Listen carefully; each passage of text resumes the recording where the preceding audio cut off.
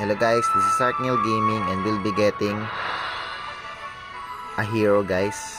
So when we claim this, I'm gonna get 5 shards. But just a warning guys, if you don't want to get a random hero, I suggest you wait collecting 200 fragments until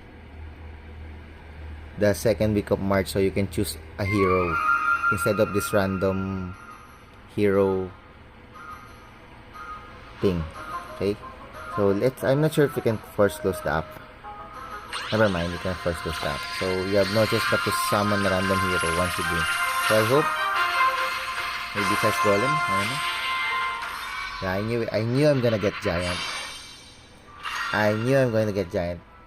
One of the worst heroes in the game.